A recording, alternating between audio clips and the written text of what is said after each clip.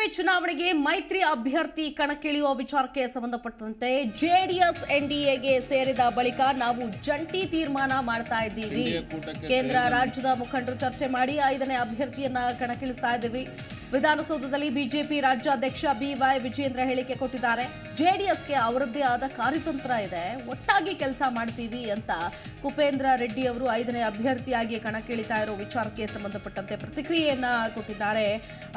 B Y Vijayendra ರಾಜ್ಯಸಭೆಗೆ 5ನೇ ಅಭ್ಯರ್ಥಿಯಾಗಿ ಈಗಾಗಲೇ ಕುಪೇಂದ್ರ ರೆಡ್ಡಿ ಕಣಕ್ಕಿಳಿದಿದ್ದಾರೆ.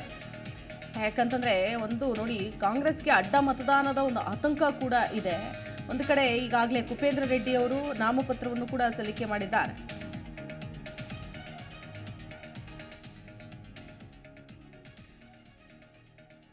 ರಾಜ್ಯಸಭಾ ಚುನಾವಣಾ ಅಖಾಡಕ್ಕೆ ಬಿಗ್ ಟ್ವಿಸ್ಟ್ ಸಿಗ್ತಾ ಇದೆ.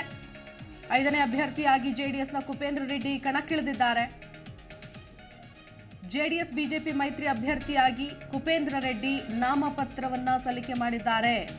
ಬಿಜೆಪಿ ಅಭ್ಯರ್ಥಿ ನಾರಾಯಣ ಬಾಂಡಾಗೆ ನಾಮಪತ್ರವನ್ನ ಸಲ್ಲಿಕೆ ಮಾಡಿದ್ದಾರೆ. ರಾಜ್ಯಸಭಾ ಚುನಾವಣಾ ಅಖಾಡಕ್ಕೇನೆ ಒಂದು ಬಿಗ್ ಟ್ವಿಸ್ಟ್ ಅಂತಾನೆ ಹೇಳ್ಬೋದು. ನೋಡಿ, ರಾಜ್ಯಸಭಾ ಚುನಾವಣಾ ಅಖಾಡಕ್ಕೆ 5ನೇ ಅಭ್ಯರ್ಥಿಯಾಗಿ ಕುಪೇಂದ್ರ ರೆಡ್ಡಿ ಕಣಕ್ಕಿಳಿಯೋದು ಫಿಕ್ಸ್ ಅಂತ ಹೇಳ್ತಾ ಇದ್ರು. ಆದರೆ ಇದೀಗ ಒಂದು ನಾಮಪತ್ರವನ್ನು ಕೂಡ ಸಲ್ಲಿಕೆ ಮಾಡೋ ಮೂಲಕ ಇದನ್ನ ಈಗಾಗಲೇ ನಿಜ ಅನ್ನೋದನ್ನ ಪ್ರೂವ್ ಮಾಡಿದ್ದಾರೆ. ಅಂದರೆ ಈಗಾಗಲೇ ಕುಪೇಂದ್ರ ರೆಡ್ಡಿ ಅವರು ನಾಮಪತ್ರ ಸಲ್ಲಿಕೆಯನ್ನ ಮಾಡಿದ್ದಾರೆ. ನಾಮಪತ್ರ ಸಲ್ಲಿಕೆ ಮಾಡೋ ಸಂದರ್ಭದಲ್ಲಿ ಈಗಾಗಲೇ ಕುಮಾರಸ್ವಾಮಿ ಆಗಿರಬಹುದು, ವಿಜಯೇಂದ್ರ ಆಗಿರಬಹುದು, ಅವರೆಲ್ಲರೂ ಕೂಡ ಉಪಸ್ಥಿತರಿದ್ದರು. ಕುಪೇಂದ್ರ ರೆಡ್ಡಿ ನಾಮಪತ್ರ ಸಲ್ಲಿಕೆ ಹಿನ್ನೆಲೆಯಲ್ಲಿ ರಾಜ್ಯಸಭೆ ಚುನಾವಣೆ ರಂಗು ಪಡೆಯಲಿದೆ. ಈ ನಡುವೆ ಕಾಂಗ್ರೆಸ್ಗೆ ಅಡ್ಡ ಮತದಾನದ ಆತಂಕ ಶುರುವಾಗ್ಬಿಟ್ಟಿದೆ. ಜೊತೆಗೆ ಬಿಜೆಪಿ ಮತ್ತು ಜೆಡಿಎಸ್ನ ಹೆಚ್ಚುವರಿ ಮತಗಳು ಅಡ್ಡ ಮತದಾನ ಆಗದೇ ಇರೋ ರೀತಿಯಾಗಿ ತಡೆಯೋದಕ್ಕೆ ಮೈತ್ರಿ ಅಭ್ಯರ್ಥಿಯನ್ನ ಕಣಕ್ಕೆ ಇಳಿಸಲಾಗಿದೆ ಇದೀಗ. ಸೊ ಸಿಎಂ ಡಿಸಿಎಂ ಅಡ್ಡ ಮತದಾನ ಮಾಡ್ತಾರೆ. 5ನೇ ಅಭ್ಯರ್ಥಿ ನಾಮಪತ್ರ ಹಿನ್ನೆಲೆಯಲ್ಲಿ ಕಾಂಗ್ರೆಸ್ ಪಕ್ಷದ ಶಾಸಕರನ್ನ ಹಿಡಿದಿಟ್ಟುಕೊಳ್ಳೋದಕ್ಕೆ ನಾಯಕರು ರಣತಂತ್ರವನ್ನ ರೂಪಿಸೋ ಕಾರ್ಯದಲ್ಲೂ ಕೂಡ ಈಗಾಗಲೇ ತೊಡಗಬೇಕಾಗುತ್ತೆ. ಸಿಎಂ ಸಿದ್ದರಾಮಯ್ಯ ಹಾಗೂ ಡಿಸಿಎಂ ಡಿಕೆ ಶಿವಕುಮಾರ್ ಅಡ್ಡ ಮತದಾನ ಆಗದೇ ಇರೋ ರೀತಿಯಾಗಿ ಎಚ್ಚರಿಕೆಯನ್ನ ವಹಿಸಲೇಬೇಕಾಗತ್ತೆ.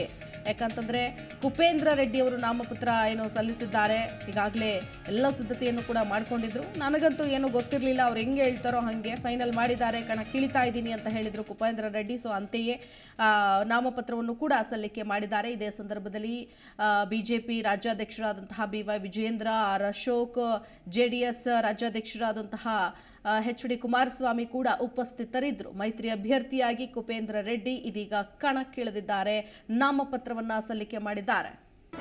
ಜಿ ಕನ್ನಡ ನ್ಯೂಸ್ ಈಗ ನಿಮ್ಮ ಮನೆಯಲ್ಲೇ ನೋಡಿ. ಎಲ್ಲ ಕೇಬಲ್ಗಳಲ್ಲಿ ಈಗ ಲಭ್ಯ.